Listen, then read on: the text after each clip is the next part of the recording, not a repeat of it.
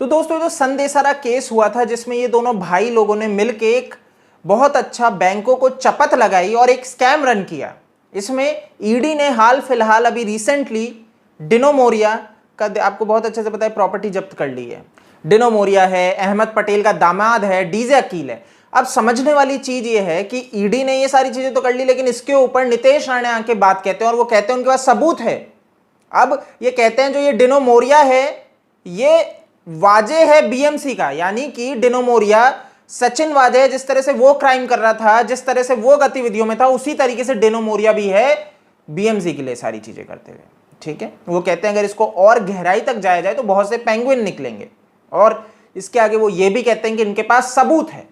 तो ये काफी अच्छी चीज है, लेकिन एक चीज की ओर मैं इशारा करना चाहूंगा, नीतीश राणे जो हैं वो बहुत बार इस तरह के ट्वीट्स किए हैं, इस तरह की बातें कही है। इनके पिताजी ने, इन्होंने, इसके भाई ने, सुशांत सिंह राजपूत दिशा सल्यान के केस में आके भी इन्होंने बात उठाई थी, आवाज उठाई थी, आदित्य ठाकरे का नाम लिया था कि किस तरीके से आदित्य ठाकरे को गिरफ्तार करना चाहिए, वो है आरोपी।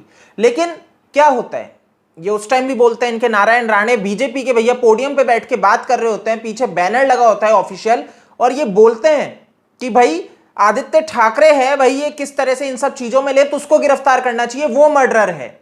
लेकिन वही कहते हैं मेरे पास प्रूफ है, मैं आगे प्रूफ दूंगा, और आज भाई महीनों हो चुके हैं लेकिन कोई प्रूफ नहीं आए। व्यक्ति शांत हो चुके हैं, भूल चुके हैं। ये एक गंदी राजनीति की ओर इशारा करता है। और मैं बहुत अच्छे से बोल रहा हूं कि नारायण राणे, नितेश राणे, नीलेश राणे अगर इतना खुल के बात बोल पा रहे हैं, आदित्य ठाकरे पे अटैक कर पा रहे हैं, तो हवा में तो नहीं है। ये मैं आपको बहुत गारंटी से कह रहा हूं कि ये व्यक्ति हवा में ये चीज नहीं कर रहे हैं। इनके पास डेफिनेटली बहुत कुछ है, ये बहुत कुछ जानते हैं, क्योंकि ये भी मुंबई में बैठते हैं, ये भी उन्हीं थाली में खाते हैं। ये चीज ध्यान रखना, ठीक है। जिस तरह से भैया वो प्रभावशाली है, ये भी प्रभावशाली हैं। नारायण राणे के बेटे भी प्रभावशाली हैं, ये भी ऐशो आराम की जिंदगी जीते हैं। तो आपके सामने दोस्तों कि ये बहुत अच्छे से जानते हैं कि आदित्य ठाकरे क्या करता है, क्या नहीं करता है। इनके भी बहुत अच्छे कॉन्टेक्ट्स हैं, लेकिन समझने वाली बात है कि ये क्यों चुप हो चुके हैं। ये सिर्फ और सिर्फ जनता को भाई खेलने मात्र ही है, कि जनता की भावनाओं के साथ खेला जा रहा है, ये बोल के कि हमारे पास प्रूफ है हम, लेकिन इसके बाद कभी कुछ बात नहीं करेंगे, कभी कुछ कहेंगे नहीं, उन प्रूफ को कभी सामने नहीं रखेंगे। ये बहुत गलत है दोस्तों।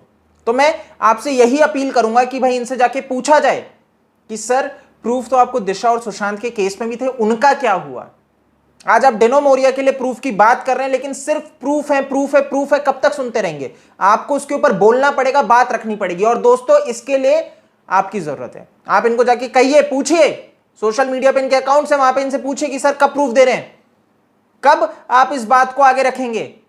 क्योंकि दोस्तों ये तो बहुत अच्छा लगता है कि आके व्यक्ति बोलता है कि भाई ये व्यक्ति दोषी है, मेरे पास प्रूफ है, लेकिन वो प्रूफ कभी सामने ही नहीं रखे जाते। तो ये जनता को उसी तरह से ठगना है जिस तरह से भ्रष्ट राजनीति में बैठा हुआ व्यक्ति आप लोगों को ठग रहा है। सेम है, इक्वल है। तो ये ईमानदारी की ओर इशारा नहीं करता, ये इशारा करता है कि आप अपनी भाई दाल गला रहे हो, दूसरे से आपको कोई लेना देना नहीं है। तो गाइस इस वीडियो को शेयर कर दीजिए जिससे ज्यादा से ज्यादा लोगों तक पहुंचे और वो भी अवेयर हो सके। आप मेरे को फेसबुक, ट्विटर, इंस्टा पे फॉलो कर सकते हैं। जय हिंद।